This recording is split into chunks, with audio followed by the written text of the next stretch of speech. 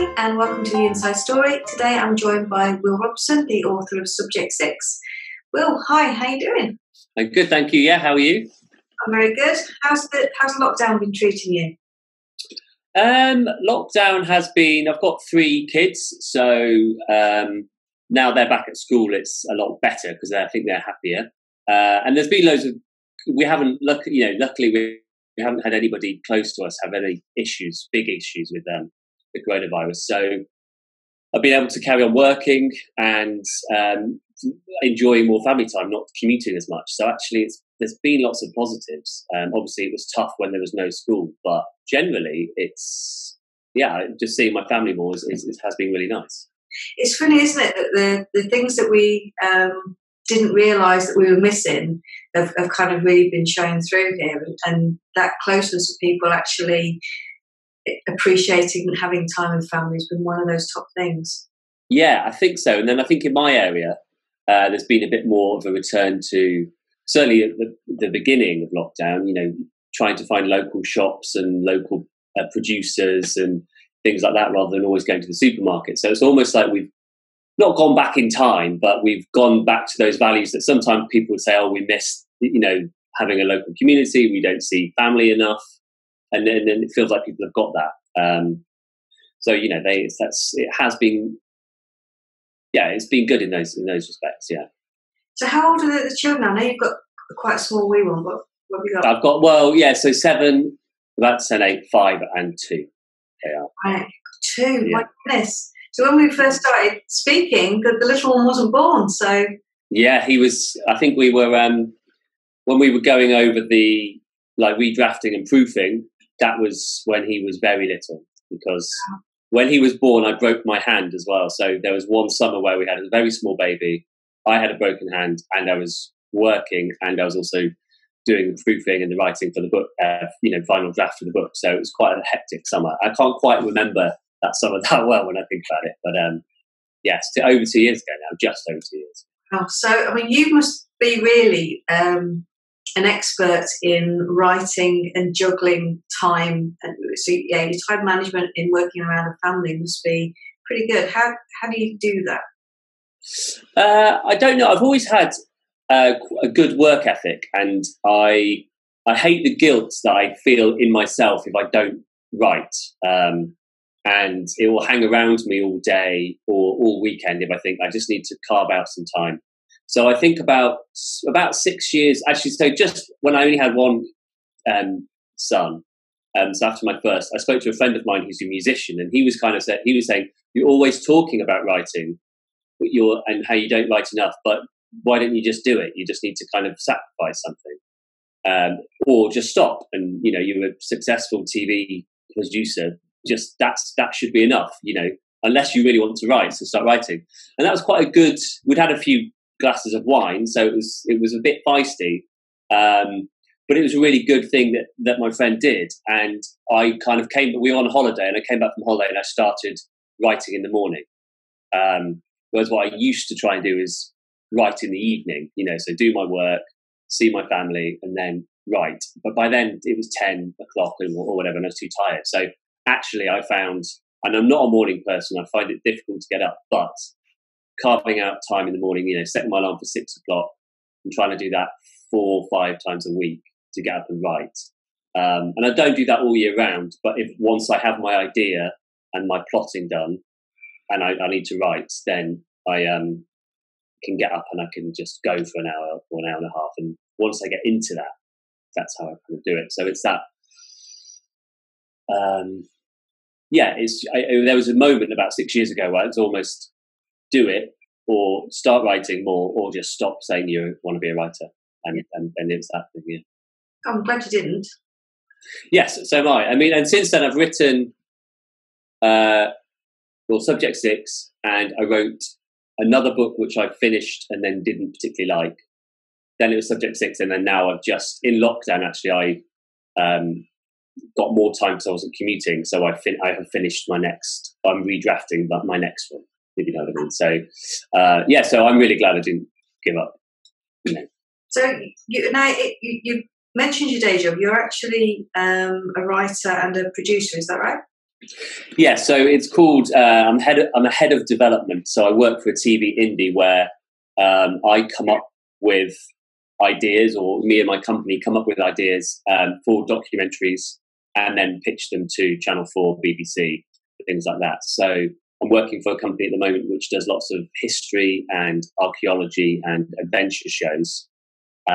So I need to be able to write for that, because you have the idea, but then you have to then write the pitch deck and do the research. And it's actually quite a similar skill, and that's I actually really like the day job, because I have to suddenly find out about this particular period in history, and I've got a week to put together some research and put it together with a deck. And that's the same that I do with my novel whenever I'm writing. If it's, say like with Subject 6, which I use a lot of it is based on kind of the science that we know at the moment, so I can I'm quite good at doing quick deep dives into areas and getting the information I need without becoming an expert, but just getting enough, I hope, and then being able to pitch it to Channel 4 or BBC and things like that. So it's they're quite good, and I think actually some of the stuff that I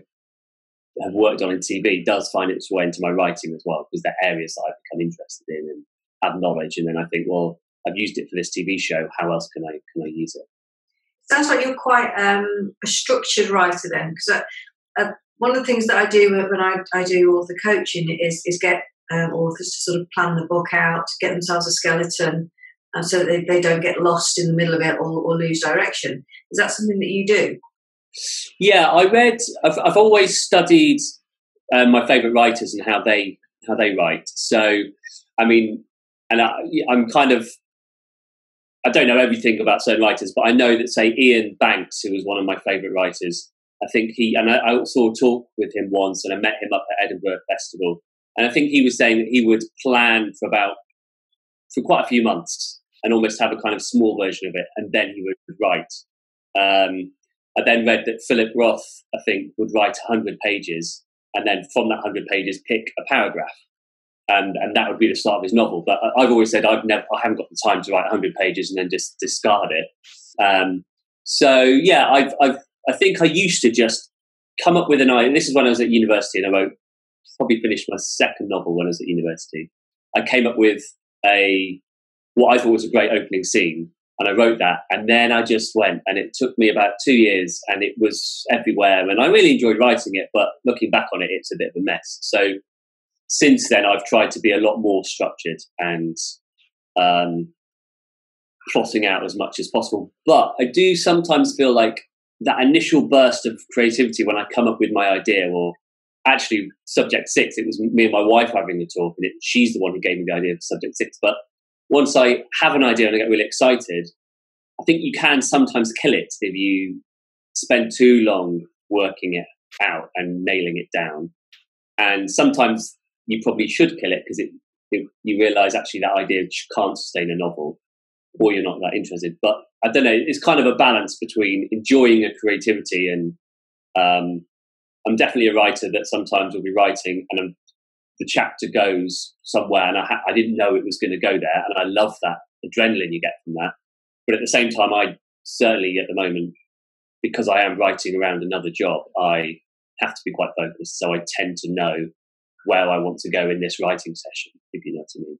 Did you carry a notebook around with you to jot down ideas when they appear, or storylines that you think might work? Yeah, although that's morphed into my phone now, so I use my phone. But yeah, so I've always had notebooks and things, and then now I just use my phone. And in fact, with my latest one, so this was before lockdown, I started using my phone to write because I was on the tube, and I can just, it's not perfect, but if I've been writing in the morning and then I have breakfast, take the boys to school, and then on the tube, I'm still kind of thinking about the novel. So I was able to get Google Docs on my phone and then kind of write a few more 100 words, because I was sat down for half an hour. So but my phone has become my kind of notepad.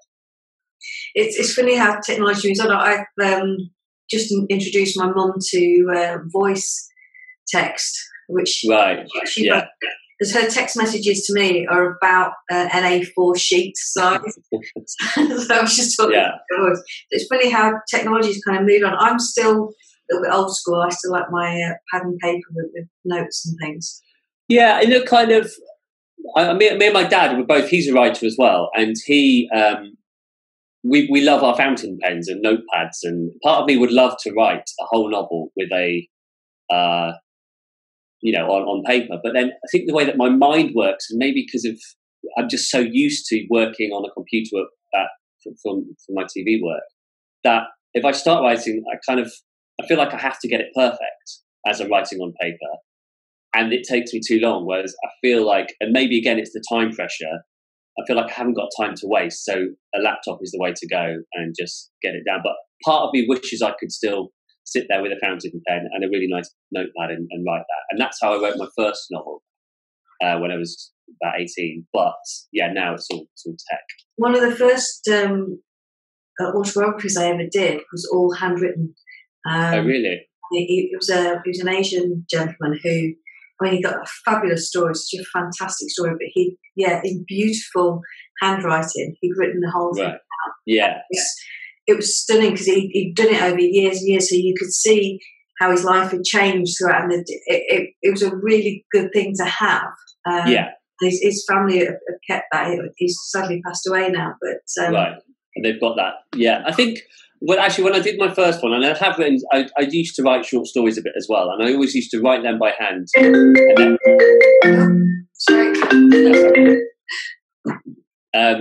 I used to write them by hand, and then as I typed them up, that would be part of the drafting process. You see what I mean? So you have to go back and do that, rather than I think sometimes once you've got it on laptop, you can maybe glaze over it. So that was a useful part of the process, I think. But it's kind of all tech, and I have found it very useful to have my smartphone and be able to.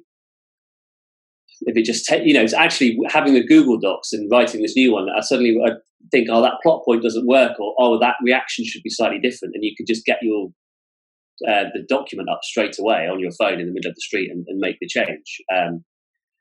Where sometimes it would happen where if I haven't got access to it, I kind of remember it, and then I lose that, or forget what I wanted to do. So it's quite nice to be able to do it immediately. So how different do you find writing a novel to actually writing for work?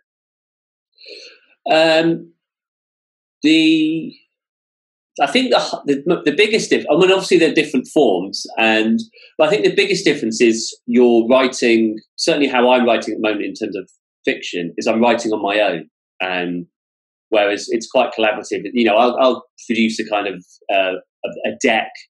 And then the bosses at my company, the execs will feed into it, and then perhaps somebody at the channel will feed into it. Whereas because I'm not really working, certainly with this one, I'm writing a whole novel, 80,000 words or whatever on my own without any feedback. And I think that's the toughest, because I think you can sometimes disappear down a wormhole, or you can lose faith and think that it's not that good. Which I think everybody has, but obviously in my opinion, you just have to keep going, unless it gnaws away at you that it's not very good for too long, and then you have to park what you're doing. But so I get help from my dad, who helps, and my wife can read as well and give me some advice. But I think at the moment, the difference is not having an editor or having a team to talk with about where your fiction is going. Yeah. Whereas in TV, it's very collaborative, and I do like that, because I think I've often thought I just want to be a novelist and just sit on my own and write novels, but I do wonder if I'd miss the collaborative stuff that you get in TV and coming up with ideas. So at the moment, being a full-time novelist isn't an option, so bit my hands, Yeah, exactly. Yeah. So no, I think, but TV just is more collaborative as a thing. So yeah. So you mentioned your wife helped you come up with the idea. So for those that haven't come across the book, we're talking about the world's first superhero. Now, it's a genre that is much loved and much talked about. So to come up with something which is quite unique, which I believe it is, was probably a moment of genius on your wife's part then. Yeah, I mean, we were driving up for Christmas, so on the M25, and remember it quite clearly. And we were just talking about, we just wanted to really, I wanted to write a really strong, interesting character, and we're both fans of high concept fiction. We're both fans of the Marvel films, and I previously thought that the superheroes are everywhere, but I've never really read a novel about a superhero, or so why not? That felt to me that there's a bit of a gap. And then I think Josie just said, how about somebody just arrives on Earth, and you don't know who it is, and then maybe they've come back to life, and that's kind of, and what would you do then? What would that person do? So that was what she said. And then I suddenly thought, I'd been listening to a lot of podcasts, like Serial, and not just true crime, but true crime quite a lot. But I love the way that a podcast, a really good one, the host has a voice. And lots of the American podcasts, they've written it, and it feels like a novel. They're just reading a novel, and even though it's non-fiction. So I thought, well, actually, could you put a kind of podcast voice onto a novel form, and maybe this is the superhero story. So, and then suddenly you're starting to think about, if their superhero did suddenly arrive, how would the world react? What would Donald Trump do if a superhero arrives and starts doing things? And so that's kind of, and I know that the Marvel films deal with that a little bit, but I wanted to try and do it in fiction. Yeah, as you know, I'm a massive Marvel geek. Yeah. And it's kind of like a superhero arrives and it's just simply accepted, and buildings get knocked down and things arrive, and everyone kind of goes about their day, and it's not thought about.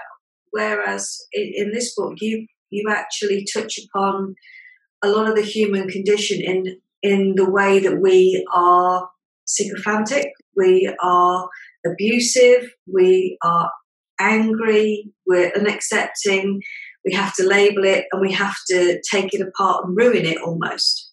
And I think for me that opened the eyes to how we probably would react. So how far did you go into that in order to do the sort of investigation into the human psyche?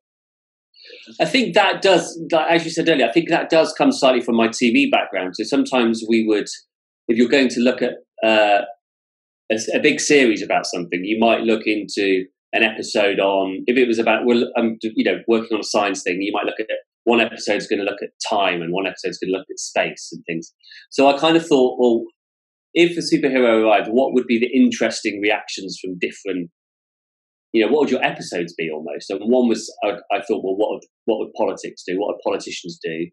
What would religions think? And what would different religions think? So, and as well as I knew I needed a personal story and kind of to bring you in, I thought of the kind of bigger picture ideas, which I think is something I do when I'm working on a TV show, is you think of your idea, or you think about your access to filming a certain company or a certain part of the government, but then you try and look at different themes through which to examine. So that's what I started to think about in those kind of episodes. So that's how I broke it down. And then I thought, well, that it would be really interesting to think about how, not just religion, how different religions would react to having somebody who is seemingly immortal, and where they come from, and is that and it's only a small part of the book that they kind of don't really go into it, but I think there's a bit where they say how some people have started a church, and he is the subject 6 is the figurehead of that, and he doesn't even want that. But I think that probably would happen. So, It was very, very clever. I like that. I like the idea that some religion would embrace him, and there would be a new religion formed for him, whereas the standard religions were very much no.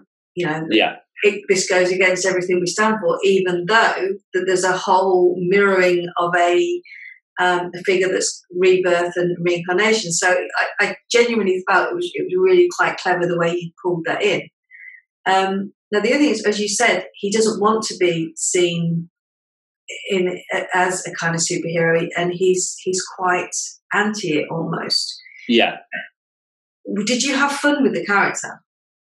Yeah, yes, I did. And I found that one of the earliest things that I felt when I nailed, in my view, that so when I realised that this had legs and that I could write this, was when I started doing the transcripts of their conversations. So a bit like, it's not in the same, but Bram Stoker's Dracula, where they've got different forms of, there's telegrams and there's phone calls and there's just different ways of communication.